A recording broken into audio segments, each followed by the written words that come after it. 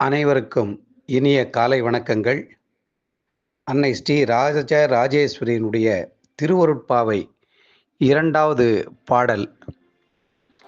ஏரிக்கரை மீதில் புல்பனி மேலதில் ரீங்கார வண்டு சில்துளி அமராது அமர்ந்திடச் சுற்றி வரும் பெருமொழி நின் செவிதான் கேட்டிலையோ இளம்பெண்ணே இன்னும் உறக்கம் கலைந்திலையோ பாரில் பக்தரெல்லாம் பனியென்றெண்ணாது அதிகாலை பாடிவர நின் செவி அவ்வினிமை நேரிழை நீ கேட்டே உன்னுள்ளம் குளிர்ந்திட அருட்காலை பெற்றிட எழுந்தேலோ எம்பாவாய்.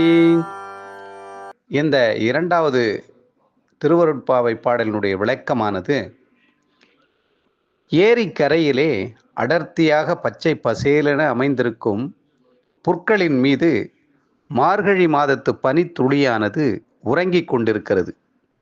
அங்கே வந்த வண்டுகள் அந்த புல்லின் மீது இருக்கும் பனித்துளியை ஒரு மலராக நினைத்து அதன் மீது அமர முயற்சி செய்கிறது.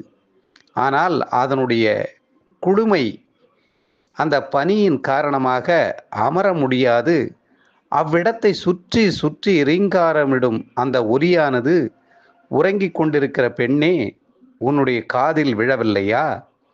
அதை கேட்கின்ற இளம்பெண்ணே, இன்னமும் உன்னுடைய தூக்கம் கலையவில்லையா?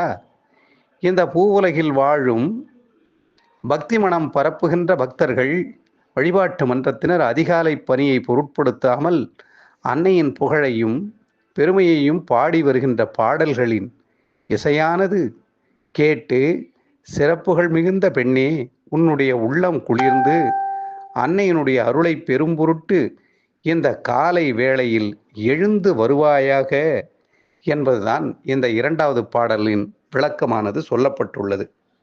அனைவரும் இந்த மார்கழி மாதத்திலே திருவருட்பாவையை படித்து அன்னை ஸ்ரீ ராஜராஜேஸ்வரியினுடைய திருவருளை பெற வேண்டுமென்று உங்களை அன்போடு கேட்டுக்கொள்கின்றோம். அனைவருக்கும் வாழ்த்துக்கள்.